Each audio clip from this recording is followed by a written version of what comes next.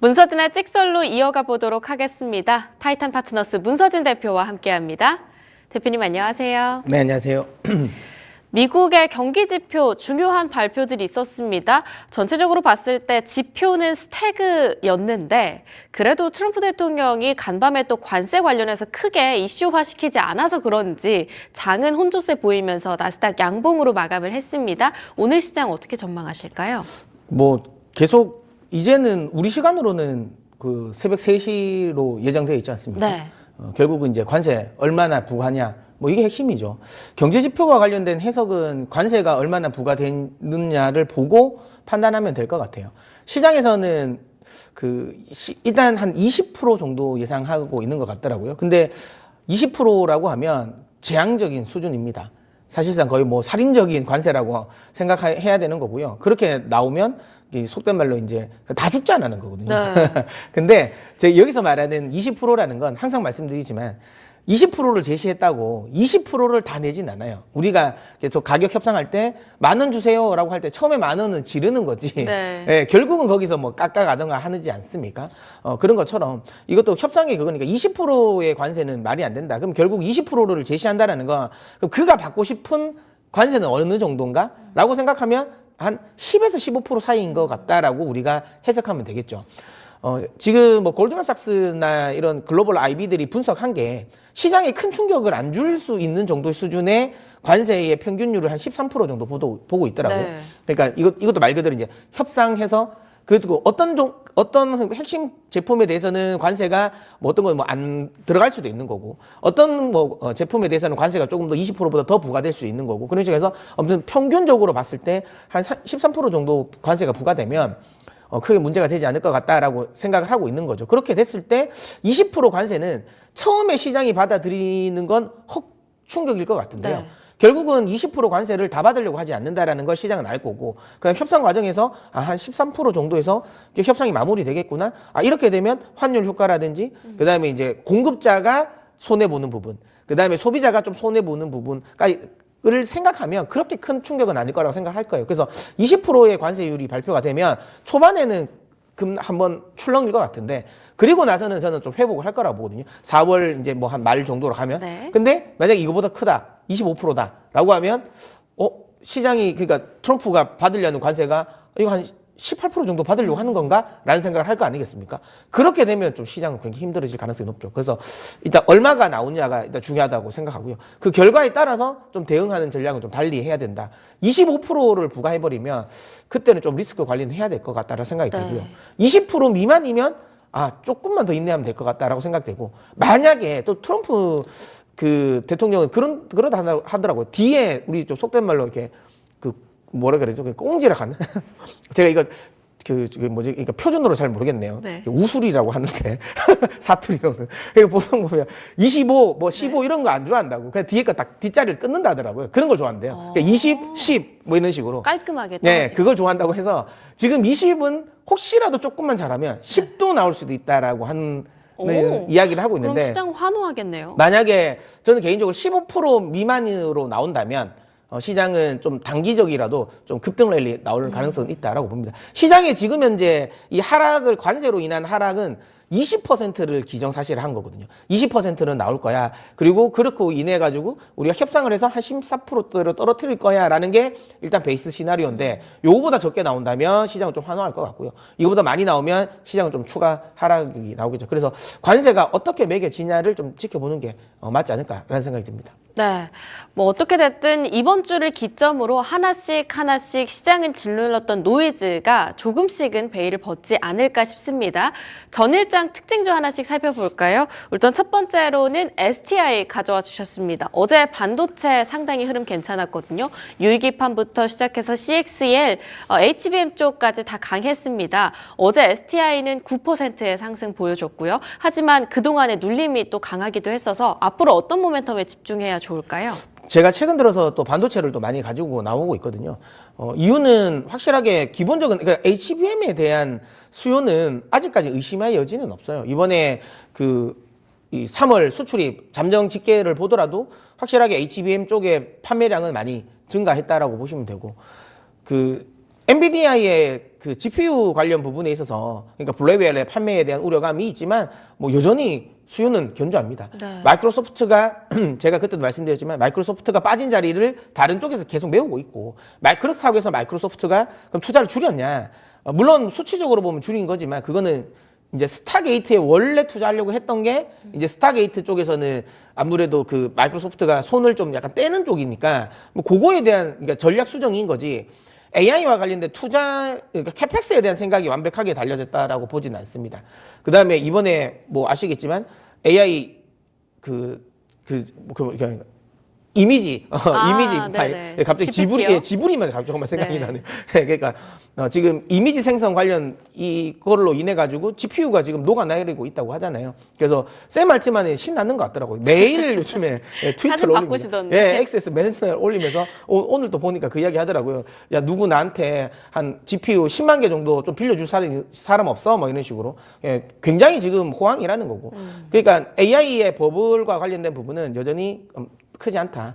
그리고 실제로 그러니까 GPT 이 이미지를 파일을 써보신 분들은 느끼실 거예요. 이전에 비해서는 굉장히 좋아졌거든요. 그리고 그렇게 됐을 때 활용도가 굉장히 좀 많아진다라는 점. 그래서 점점점 이제 업무에서 이 AI의 침투율이 높아질 가능성이 높다. 그래서 AI 고점은 아직까지 저는 아직은 기우다라고 생각해서 그렇게 됐을 때 반도체 수요는 여전히 늘어날 가능성은 높다라는 측면에서 반도체 관련 기업들 거기에 레거시 가격이 올라가는 흐름 이런 것들을 감안했을 때 반도체 관련 종목들을 계속 좀 모아가야 되지 않을까라는 생각을 해서 최근 계속 좀 반도체를 가지고 나오고 있고요.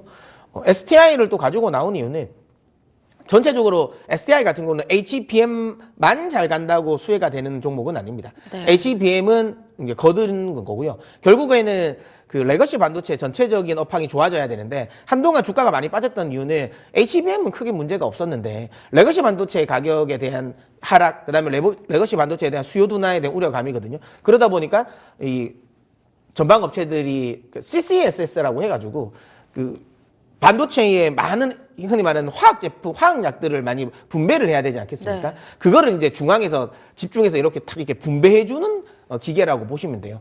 근데 그거는 아무래도 증설이 이루어져야 되거든요.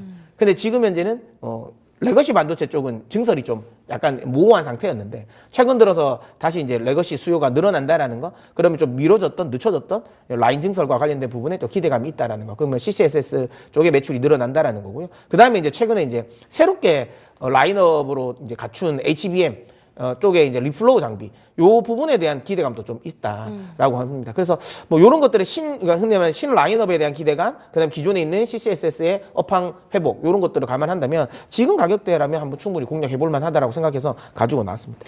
네, HBM 쪽으로의 라인업 기대감, 거기에 더해서 레거시 쪽의 새로운 반등 모멘텀까지 사실 시카고 PMI나 이번 미국 쪽에서의 제조업 지수는 살짝 아쉬웠지만 중국에서는 2달 연달아 최고치를 계속해서 제조업 지수가 나타내고 있습니다. 조금 더 기대감을 끌고 가 본다고 한다면요. STI 목표가 어디까지 볼 수 있을까요? 일단 가격 전략은 지금 시장이 있는 관계로 좀 보수적으로 전고점 정도 수준으로 생각해서 25,000원 정도로 책정해 드렸고요. 그럼 손절 라인은 밑에 18,000원 지지선이 박스권 이제 지지선이 형성되어 있는 18,000원을 제시해 드리도록 하겠습니다. 네, 첫 번째 종목으로 반도체 쪽 받아봤습니다. 그 다음으로는 바이오 한번 살펴볼게요. 4월에 미국 시카고에서 열리는 중요한 암학회도 예정이 되어 있고요. SK 바이오팜 가져와 주셨습니다. 마찬가지로 어제 긍정적인 흐름들 보여줬는데 사실 1월 들어서 쭉쭉 밀려왔었죠. 최근 다시 또 10만 원 올라와 줬습니다. 약간 턱걸이로 버티고 있는 느낌이기도 하지만 앞으로 주가가 더 오른다고 한다면 어떤 모멘텀으로 오를까요? 제가 바이오를 가지고 나온 게 이 방송 출연하고 거의 한 6개월 만인 것 같거든요. 네. 네, 거의 없었어요. 초반에 제가 좀 바이오, 작년에 초기반에 좀 바이오를 몇 종목 정도 소개해드렸고 그 다음부터는 거의 소개 안 해드렸는데 그 이유가 바이오에 대한 모멘텀이 없어졌기 때문이거든요.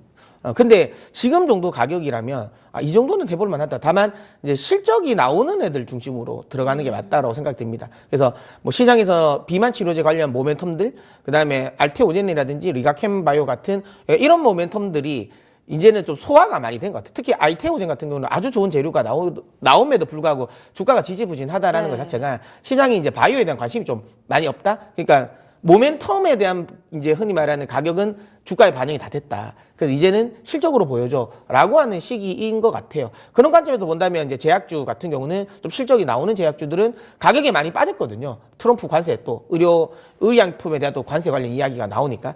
그러면 제 개인적인 생각에는 어쨌든 이 관세 관련 이슈는 4월 2일이 넘어가면 확실하게 좀 완화가 될 가능성이 높다라고 생각하고, 그렇게 됐을 때 이런 제약주에게 좀 눌려져 있었던 관세 관련 우려감도 좀 해소가 될 것 같다. 그럼 지금 정도 자리라면 충분히 공략해 볼 만하다라고 생각이 들고요. 물론 뭐 바이오는 신약 관련 개발 기대감이 있는 종목들도 흐름은 나쁘지 않을 수도 있는데요. 계속 말씀드리지만 지금 저는 개인적으로 지금 시점에서는 그런 모멘텀, 신약 개발 모멘텀보다는 일단은 신약 개발 모멘텀은 기본적으로 해야 되는데 거기에 실적까지도 좀 동반되는 종목들이 조금 더 튀지 않을까라는 생각을 하거든요. 특히 이제 공매도도 또 재개가 됐기 때문에 그런 것들을 감안했을 때 이런 거에 다 부합하는 종목이 지금 SK바이오팜이라고 생각해요.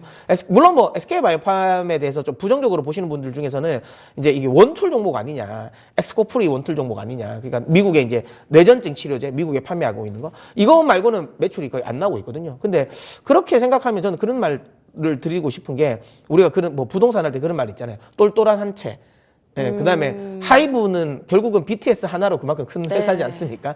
그런 것처럼 똘똘한 원툴이만 있으면 속된 말로 좀 이렇게 이 쭉정이들이 아무리 많은 것보다는 똘똘한 하나가 훨씬 더 낫긴 하거든요. 분산되어 있는 것보다 네, 한 곳에 딱 집중해서. 네, 그래서 개인적인 생각엔 SK바이오팜의 엑스코프리는 국내 신약들 중에서 개발한 신약들 중에서는 렉나자 다음으로 제 개인적인 생각에는 매출 단일 이 신약으로는 매출이 높은 걸로 저는 알고 있거든요. 네. 미국 점유율이 계속 높아지고 있습니다. 처음에 3%로 시작했다가 지금은 벌써 7.3%까지 올랐거든요. 10%까지 올릴 가능성은 높다라고 생각되고, 왜 제가 이렇게 말씀드리냐면 이 특히 미국이나 미국이 아니라 그러니까 글로벌적으로 모든 의사분들은 내가 뭔가를 새로운 걸 해가지고 문제가 생기는 걸 싫어해요. 이게 그러니까 흔히 말하는 약을 잘못해 바꿔서 문제가 생긴다는 건 단순한 문제가 아니잖아요. 자칫 잘못하면 사람의 생명에 큰 문제가 생길 수 있어요. 그래서 웬만해서는 잘 안 바꿉니다. 뭔가가 이게 엄청나게 좋은 게 아니라면 말이죠. 그래서 뚫는 게 굉장히 어려운데 지금 엑스코프리 같은 경우는 미국 내에서 뇌전증 치료 시장에서 유일하게 이렇게 성장하고 있어요.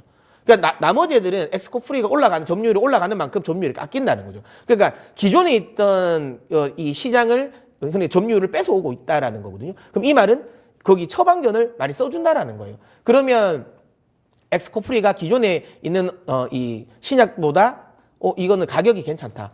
가격도 싸고 근데 거기에 비해서 부작용도 덜하다라는 게 인정되는 거기 때문에 점유율 상승은 계속 지속될 가능성이 높다라고 보고 있어요. 그렇다면 SK바이오팜 같은 경우는 지금 한 2027년 기준으로 본다면 예상치가 영업이익 기준으로 한 4천억 정도 보거든요.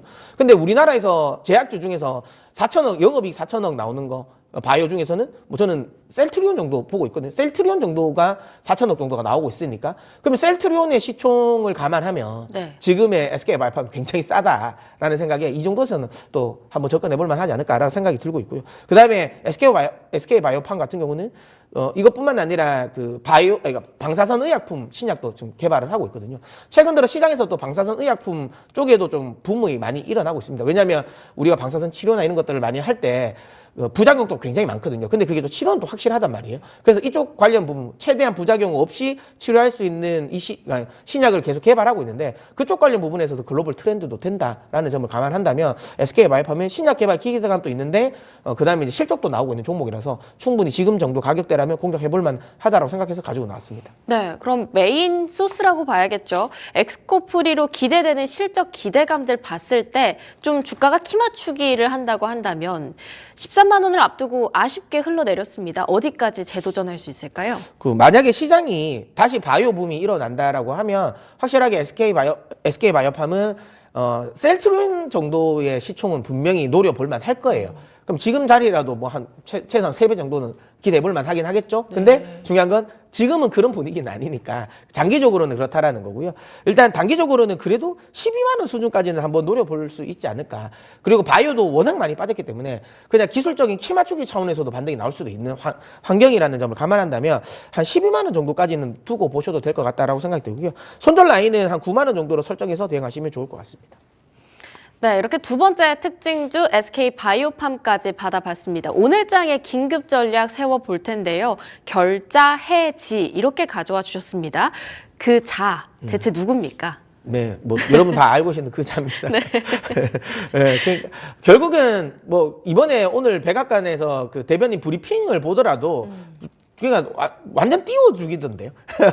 뭔가 자꾸만 물어보니까 네. 아 그거 그 대통령이 말씀하실 거다. 뭐 하면 그거 대통령이 말씀하실 거다. 아. 그러니까 김을 빼지 않는 것 같아요. 그러니까 주인공에게 철저하게 스포트라이트를 주목시켜 주는 것 같거든요. 예, 그런 것들을 감안하면 결국에는 이제 트럼프의 말이 중요하다라고 보고 있고요. 관세와 관련된 부분에 있어서 어떤 스탠스를 취하냐가 중요하겠죠. 근데 저는 그냥 감히 예상하건데 그러니까 워딩 자체는 굉장히 세게 나올 것 같고요. 다만 그 이후에 나오는 흔히 말하는 좀 달래주기는 있을 것 같다. 네. 초반에 말할 때. 그러니까 무조건 그러니까 이 흔히 말하는 그 미국 해방이야. 그러니까 이때까지 우리가 이 불평등했던 걸 이제 뭐 그러니까 끝내는 날이다라는 좀 거창하게 이야기할 거고요. 모든 나라에게 다 부과하고 예외는 없을 것이야라고 이야기하고 하지만 그럼에도 불구하고 우리와 협상을 맺으면 아주 너희가 생각한 것보다 더 낮은 관세를 매길 수도 있어라는 이야기를 할 건데요. 만약에 이 두 이야기를 동시에 한다면 시장은 분명히 후자에 조금 더 집중할 거예요. 왜? 어차피 전자는 다 알고 있거든요. 그래서 결국은 결자 해지인데 제가 이제 살짝 걱정되는 건 20% 내가 아니라 25%가 나오면 그러면 또 생각이 좀 달라질 수도 있습니다. 그래서 어차피 제가 또 내일 또 나오니까 그 결과에 따라서 제가 또 다시 한번 전략은 다시 수정해서 또 말씀드리도록 하겠습니다. 네, 이렇게 오늘 장에 긴급 전략 받아봤습니다. 찍설주 오픈해 보도록 할 텐데요. HJ중공업 가져와 주셨네요. 어제 조선주 다시 한번 긍정적인 모습들 보여줬고요. 그동안 공매도 이슈 때문에 눌림이 있지 않았나 싶었는데 역시 공매도가 있다고 하더라도 가는 놈은 가는구나, 모멘텀 중요하구나 또 한번 느낀 날이기도 합니다. HJ중공업은 어떻게 공략해 볼까요? 뭐 제가 이제 어제도 이제 조선주를 성광밴드를 가지고 나오면서 말씀드렸던 거죠. 그러니까 물론 수급이 중요하긴 하지만 결국은 수급도 모멘텀이 사라지면 수급도 사라지는 거고 모멘텀이 생기면 어떤 수급도 다시 돌아온다라는 점을 감안한다면 모멘텀이 중요합니다. 주가에서는. 그러면 조선에 대한 모멘텀이 끝났냐? 그렇지 않다는 거. 실제로 지금 어제도 아시겠지만 미국 같은 경우가 중국에 발주했던 이 배 주문을 취소를 했어요. 네. 결국은 이거 입항료 부과될 수 있다라는 우려감이 있는 거죠. 계속 국내 조선사에게 긍정적인 이슈는 계속 나옵니다. 거기에 이 MRO 관련 시장, 그러니까 미국의 MRO 시장에 열려 있다라는 점. 그러면 국내 조선사 중에 미국의 MRO 시장에 좀 진출이 여지가 있는 이 조선사 같은 경우가 하나오션, 그다음에 HD 현대 중공업, 그리고 이거 HJ중공업이거든요. 많은 분들이 HJ중공업이라 하면 신생 중공업인가 이런 생각하시지만 옛날 한진중공업입니다. 한진중공업. 네. 그래서 구조조정 다 마무리하고 나서 다시 이제 새롭게 이 흔히 말하는 이제 조금 알짜가 된 회사라고 보시면 되고요. 그리고 제가 늘 말씀드린 거, 조선 중에 LNG를 할 수 있어야 된다라고 말씀드렸는데 최근 들어서 HJ중공업 같은 경우는 LNG 벙커링선도 또 대규모로 수주를 했어요. 그래서 LNG 모멘텀도 함께 가져갈 수 있고, 그다음 MRO 시장 역시도 참여할 수 있는 회사라는 점을 감안했을 때 최근에 좀 주가가 많이 빠졌습니다. 많이 빠졌어요. 그러니까 단기에 주 차트 보시면 아시겠지만 단기에 굉장히 급등을 했었어요. 시원하게 올랐죠. 네, 급등을 했기 때문에 많이 빠졌다라고 보시면 되고요. 근데 계속 말씀드리지만 이렇게 빠지는 기간이 뭔가 모멘텀이 훼손돼서 빠졌냐? 그렇진 않거든요. 여전히 모멘텀은 유효합니다. 그런 자리라면 지금 자리라면 충분히 저는 공략 가능하다라고 생각하고요. 그래서 저는 오늘 HJ중공업 가지고 나왔습니다. 네, 그러면 지금 현재가가 한 6,000원대 정도인데 목표가랑 손절가 라인 어떻게 보고 계실까요? 네, 일자 목표가는 한 7,500원 정도로 설정하시면 될 것 같고요. 그다음에 손절 라인은 한 5,000원 정도로 설정하고 대응하시면 좋을 것 같습니다. 네, 오늘의 찍설주로 조선주, HJ중공업 받아봤습니다. 조선 안에서도 LNG 모멘텀, 미국발의 모멘텀이 확실히 강한 종목들 찾아보자, 이렇게 정리해 볼 수 있겠습니다. 지금까지 타이탄 파트너스 문서진 대표와 함께했습니다. 대표님 좋은 말씀 감사합니다. 네.